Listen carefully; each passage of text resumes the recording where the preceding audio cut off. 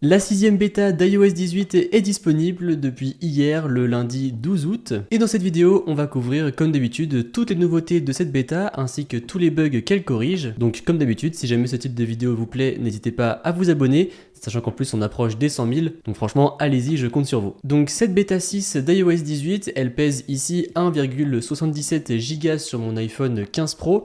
La taille pourra varier après en fonction de votre appareil et en fonction de si vous étiez sous la dernière bêta juste avant. Juste avant de rentrer dans la version exacte du logiciel, je voudrais clarifier une chose, puisqu'à chaque fois vous êtes assez nombreux à me poser la question. La version développeur, donc la bêta 6 d'iOS 18, c'est bel et bien la même chose que la public bêta 4. C'est juste le nom qui change, mais on a exactement les mêmes fonctionnalités, c'est la même chose, puisque à chaque fois dans mes commentaires vous êtes nombreux à me dire mais pourquoi est-ce que moi j'ai que la bêta 3 et pourquoi est-ce que moi j'ai que la bêta 2, etc.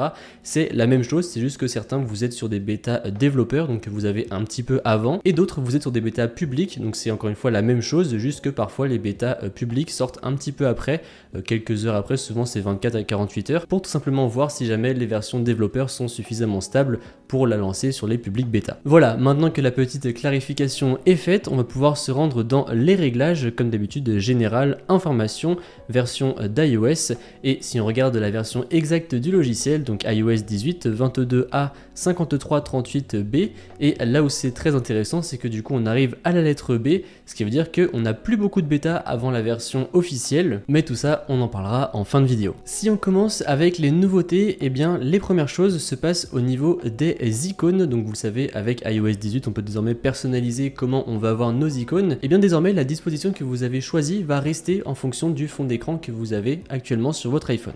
Donc là par exemple vous voyez, moi j'ai un fond d'écran qui se présente comme ceci, et du coup j'ai choisi de mettre des icônes teintées qui sont en fait, là si je fais personnaliser, qui sont teintées de la même couleur que le fond d'écran.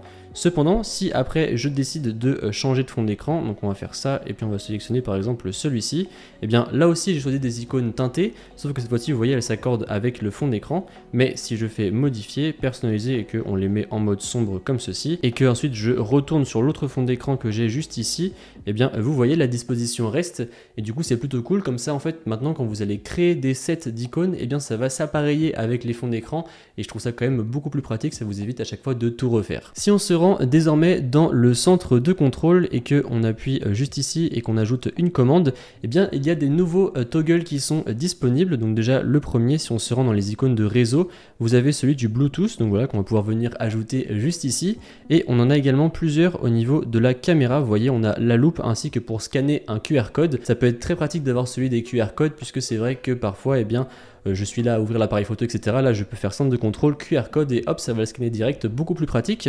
En revanche, c'est un petit peu bizarre puisque donc là, vous voyez, donc le Bluetooth, il est activé. Cependant, si jamais je le désactive, voilà, comme ceci, et bien, et que je vais ensuite dans mes réglages et que je retourne en arrière, je vais dans Bluetooth et bien vous voyez ici, le Bluetooth est toujours activé. Et pourtant, quand on regarde juste ici, et bien, il y a écrit Bluetooth déconnecté. Donc voilà, c'est un petit peu étrange. Peut-être est-ce un bug, je ne sais pas. Là, vous voyez, je vais le remettre. Bon, là, ça va du coup remettre Bluetooth dans les réglages, mais vous voyez ici ça ne change strictement rien.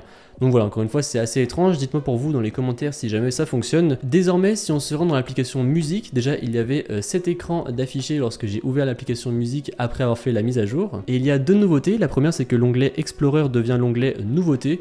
Donc voilà, ça change de nom grossièrement. Et ensuite on a SharePlay, donc SharePlay sur plus d'appareils, tout le monde peut lancer et contrôler instantanément la lecture de la musique à la maison ou en déplacement. Voilà, donc on a deux petites nouveautés, et du coup si jamais on se rend dans l'application musique, et bien vous voyez juste en bas ici on a bien écrit nouveautés. Donc voilà, c'est un très léger petit changement, rien de plus à signaler dans Apple Music, mais je vous le signale tout de même.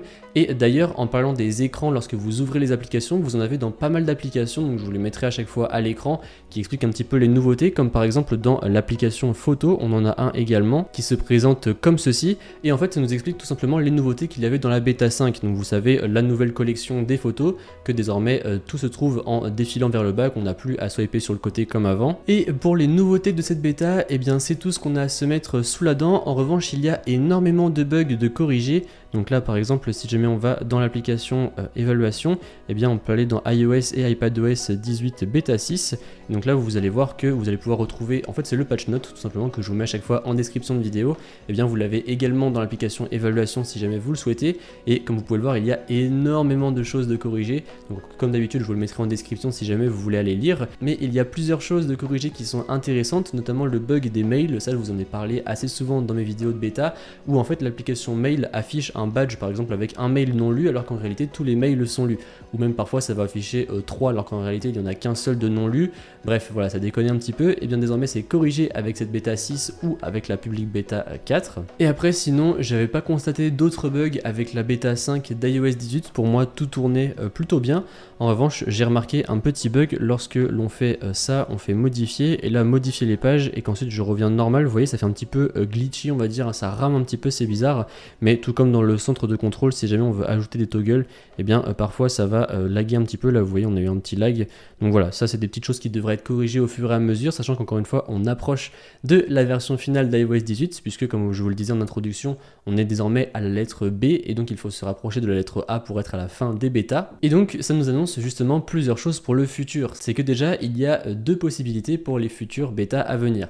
Soit on ne devrait avoir plus qu'une seule bêta, la bêta 7, et qui sortirait normalement la semaine prochaine ou la semaine d'après, à voir en fonction du calendrier d'Apple. Et normalement, d'ici la semaine prochaine, fin de semaine prochaine, je dirais, on devrait avoir également les invitations pour la keynote d'Apple. Alors certains parlent d'une keynote début septembre, d'autres parlent d'une keynote à la mi-septembre. Donc bien évidemment, je vous tiendrai au courant sur la chaîne, mais en tout cas, ça arrive, ça se rapproche. En revanche, pour cette vidéo, ce qui va nous concerner, c'est bien sûr iOS 18. Vous êtes également très nombreux à chaque fois à me demander est-ce que ça sera possible d'enlever les bêtas pour revenir sur la version grand public, et c'est totalement possible, je vous montrerai en temps réel comment faire. En fait c'est quand on sera sur la version RC, ça veut dire Release Candidate, c'est la version qui sort en fait juste avant la version officielle, donc souvent ça sort une semaine avant la keynote ou dans les eaux de la keynote, ça dépend de quand est-ce qu'ils sortent la version grand public. Et en fait une fois que vous êtes sous la version RC, et bien vous avez juste aller dans vos réglages, vous allez dans mise à jour, et en haut il y aura écrit développeur bêta, vous cliquez dessus et là vous faites non, et comme ça en fait votre iPhone va vous proposer la future mise à jour disponible pour le grand public. Moi c'est ce que je fais tous les ans, ça marche très bien et je n'ai aucun souci à chaque fois pour revenir sur les bêta développeurs ou justement les enlever pour quand il y a la version grand public qui sort. Voilà, encore une fois je vous montrerai tout ça quand ça sortira. N'hésitez pas vous à me dire dans les commentaires ce que vous pensez de cette bêta 6 et moi je vous dis à bientôt dans une prochaine vidéo. Allez, salut!